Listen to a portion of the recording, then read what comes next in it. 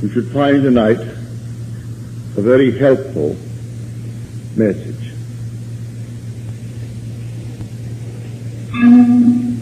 We are told that faith is the assurance of things hoped for, the conviction of things not seen. By faith, we understand that the world was created by the Word of God, so that things which are seen were made out of things which do not appear. If you see it clearly, you will see that faith does not give reality to unseen things. It is loyalty to the unseen reality that gives meaning to the word faith. All things exist.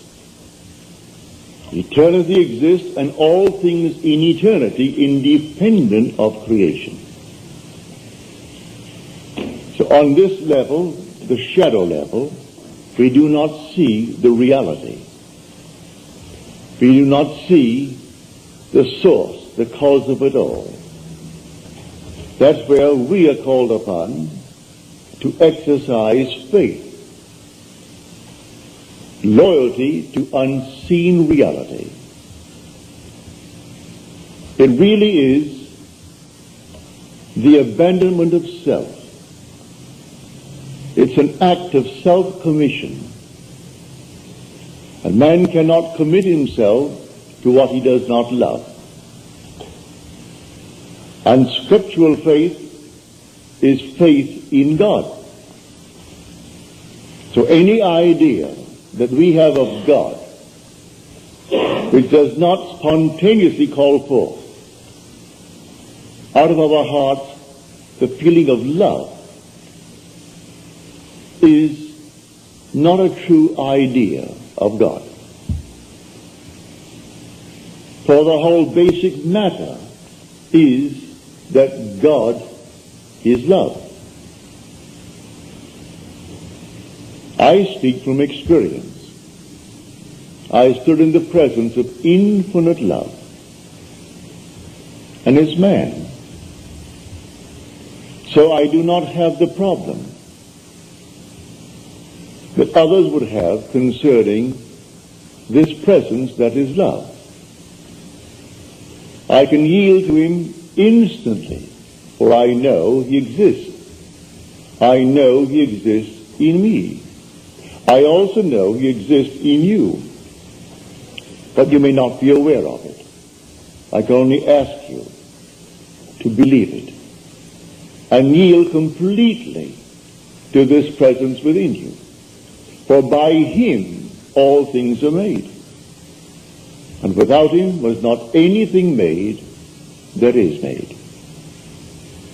So tonight we will show you what I have done in the past with great success, and how it operates.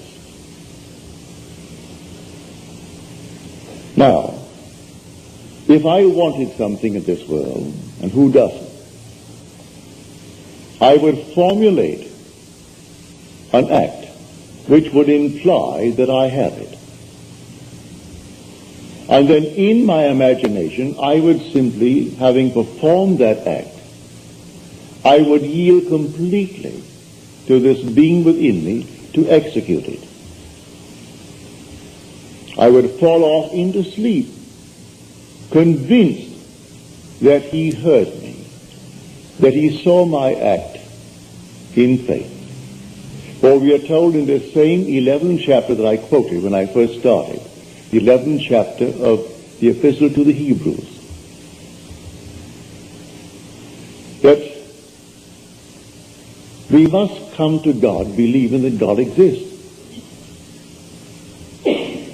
For unless we believe that he exists, we cannot please him. So who would draw near to God must believe that he exists. Without faith, it is impossible to please him. And so, if I took the 13th chapter of Corinthians, Paul's wonderful hymn in praise of love, and paraphrased it, though I speak in tongues of men and angels, and though I had the power of prophecy, that I understood all mysteries and all knowledge, and though I gave all that I have, and gave it away, though I gave my body to be burned, and had not faith, I cannot please him. I cannot please him without faith. Because if I am not on the surface level of my being, I am not going to do it. I simply yield completely to him, having acted. It's an act of self-commission. I perform the act. What act? I act as though I had what I sought. I act as though I heard that you have what you asked of me. I perform an act, and then I yield completely to that depth of my own being, who is God, and allow him from that depth to externalize it for me. As he tells us in the 55th chapter of Isaiah, your ways are not my ways. As the heavens are higher than the earth, so are my ways higher than your ways. So do not ask how it's going to be done. All I have to do is to completely yield to this being within me. For he has ways and means I, on this level of my being, know not of. I rise then under compulsion.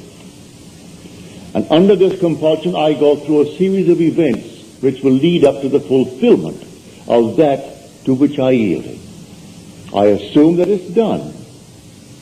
And then I commune with myself and gave thanks within me that it is done.